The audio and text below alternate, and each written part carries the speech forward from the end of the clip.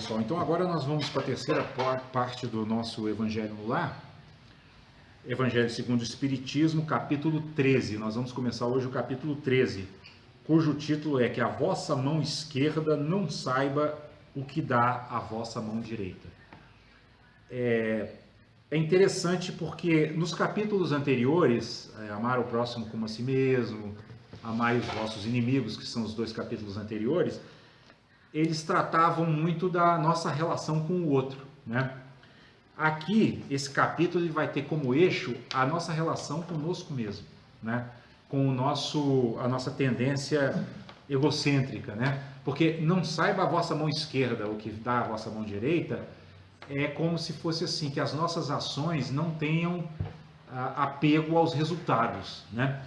Por exemplo, há muitas pessoas que praticam a caridade, que visitam orfanatos, que fazem muitas boas ações, mas sempre tem aquela coisa assim, olha, tá vendo? Eu sou uma pessoa boa, eu sou uma pessoa espiritualizada, né? Eu vi uma vez uma artista dando uma entrevista, dizendo, ela começou a entrevista dizendo assim, eu sou uma pessoa muito espiritualizada, eu adoro a espiritualidade, assim. Então, tudo bem, a pessoa pode até dizer isso, mas eu quero dizer assim que muitas vezes isso soa como orgulho, exatamente, orgulho. Então, aliás, essa palavra seria bem interessante, porque ela seria o centro disso aqui, né? Quando a gente consegue incorporar esse ensinamento de Jesus, não saiba a vossa mão direita o que dá a vossa mão esquerda, a gente se despe de orgulho, né? Nós nos tornamos pessoas mais abnegadas, né? Que é uma das grandes virtudes espirituais.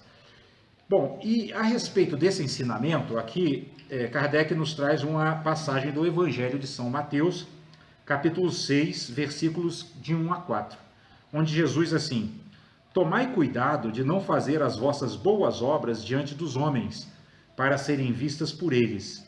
De outro modo, não recebereis a recompensa do vosso Pai que está nos céus. É interessante que Jesus ele usa sempre uma linguagem figurada, né? Então, obviamente, quando ele fala em recompensa, ele não está falando de algo externo que vai vir de fora e nos recompensar. Ele está falando do nosso crescimento espiritual, né? Por quê? Porque o orgulho espiritual é um dos orgulhos mais difíceis da gente se sobrepor. Quando a gente começa a se achar assim, nossa, eu estou já mais elevado, eu já não estou igual essa plebe rude, né? Essas pessoas que têm esses impulsos tão animalescos ou coisa desse tipo. Então, isso é um orgulho. E o orgulho, qual é o problema dele? É que ele nos afasta, ele nos separa, e a separatividade é um dos grandes obstáculos ao avanço no caminho espiritual, né? Mas o orgulho espiritual, ele é sutil, né? A gente vai perceber algumas pessoas hoje que muitas vezes posam de mestres, mas que você olhando assim e vendo com cuidado e com atenção a fala deles, você vai ver pontinhas de orgulho espiritual. Não que eles não tenham boas coisas para ensinar, porque tem, né? Todas as pessoas têm, né? Sejam elas quem forem. Mas esse é um fato interessante da gente observar, porque senão acontece isso que Jesus está dizendo aqui. Nós não receberemos a recompensa, ou seja, nós não progrediremos, né? Por quê? Porque as nossas vibrações, que estão avançando num certo sentido, vão, ao mesmo tempo, também se adensar por causa desse orgulho. Então nós vamos criar como que, se fosse assim, um passo para frente, 2 passos para trás, né? E aí Jesus continua: então, quando derdes esmolas, não façais soar a trombeta diante de vós, como fazem os hipócritas nas sinagogas e nas ruas, para serem honrados pelos homens. Então, aquelas esmolas que as pessoas dão, mas para todo mundo ver que ele está dando, né? Ele diz: não faça dessa forma. Eu vos digo em verdade que receberam a sua recompensa. Mas quando derdes esmola, que a vossa mão esquerda não saiba o que dá a vossa mão direita, a fim de que a esmola esteja em segredo, e vosso Pai, que vê o que se passa em segredo, dela vos entregará a recompensa. Então aqui, sempre que ele usa a palavra recompensa, ele está usando nesse sentido, né? Vosso Pai entregará a recompensa, não significa, né, que nós vamos encontrar com Deus e ele já olha, meu filho, toma aqui, essa é a sua recompensa. Não é isso, né? Ele vai dizer apenas que a gente vai conseguir ter um acesso a essa nossa natureza divina interior, e isso vai trazer para nós uma felicidade, um bem-estar que são totalmente diferentes da felicidade e do bem-estar que as coisas materiais nos dão, né? Porque é um bem-estar muito mais profundo, muito mais intenso, né? E muito mais genuíno, né? Porque ele significa o contato nosso com aquilo que há de mais puro e de mais divino em nós, né? E na outra passagem aqui, Jesus diz assim: Jesus, tendo descido da montanha, uma grande multidão de povo o seguiu. E ao mesmo tempo um leproso veio a ele e o adorou, dizendo-lhe: Senhor, se quiserdes, podereis me curar. Jesus, estendendo a mão, tocou-o e lhe disse: Eu o quero, estás curado. E no mesmo instante a lepra foi curada. Então Jesus lhe disse: Guardai-vos de falar disto a alguém, mas ide-vos mostrar aos sacerdotes e oferecei o dom prescrito por Moisés, a fim de que isso lhes sirva de testemunho. Aqui Kardec colocou essa passagem porque, veja, Kardec tenta nos mostrar sempre o fio condutor do pensamento de Jesus, né? Então essas passagens, elas parecem se chocar, porque lá na primeira ele diz: não saiba a vossa mão esquerda o que dê a vossa mão direita. Nessa outra ele diz para que aquele leproso que ele curou se guarde de ficar divulgando isso para alguém, mas recomenda que ele vá até os sacerdotes, né, e que ofereça o dom prescrito por Moisés, ou seja, faça a oferenda lá, que era parte do ritual judaico, quando a pessoa recebia uma bênção. Ele recebeu a bênção da cura, ele disse para fazer isso. Mas por que Kardec coloca isso aqui? Para nos mostrar, para que a gente possa ter uma visão mais ampla e mais profunda do que realmente Jesus pensava. Ele não estava querendo, porque no contexto do Evangelho, ele jamais procurou se sobressair, muito pelo contrário, né? Jesus sempre demonstrou uma grande e profunda humildade, né? Aqui ele queria pediu ao leproso que ele fosse no templo para levar o ensinamento, para mostrar por quê? Porque os sacerdotes do templo e aquelas pessoas muito apegadas à lei de Moisés não estavam percebendo o conteúdo da mensagem que ele estava trazendo, e ele queria beneficiar essas pessoas, né? Ele nasceu na Judéia, ele era judeu, ele falava a linguagem dos judeus, mas os judeus estavam muito fixados nas tradições mosaicas, né? E não só nas tradições mosaicas, mas na forma como eles interpretavam, que era uma forma rígida. É aquilo que nós falamos aqui na parte anterior. Eles não tinham mentes flexíveis, né? E Jesus tenta flexibilizar essas mentes como?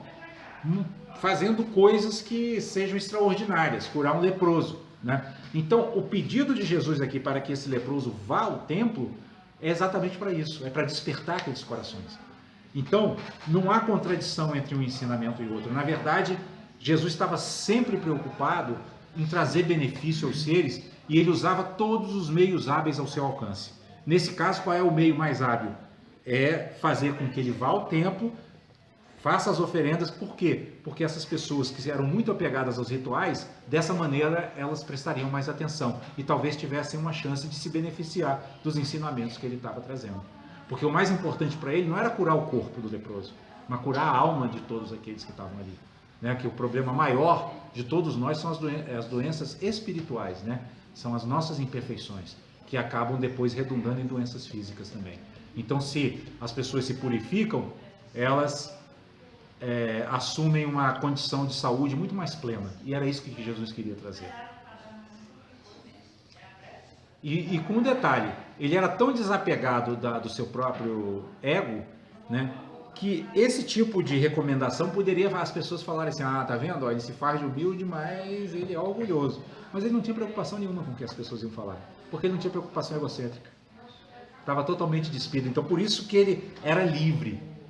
Vocês percebem como que o ser iluminado, ele é livre.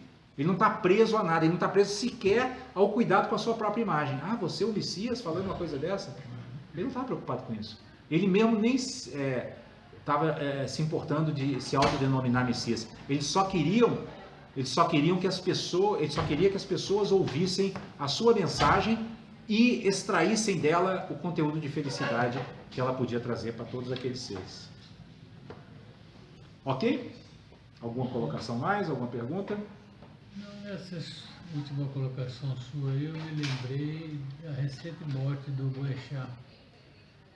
Ele sempre dizia que ele era ateu, não acreditava em Deus em hipótese alguma. Uhum.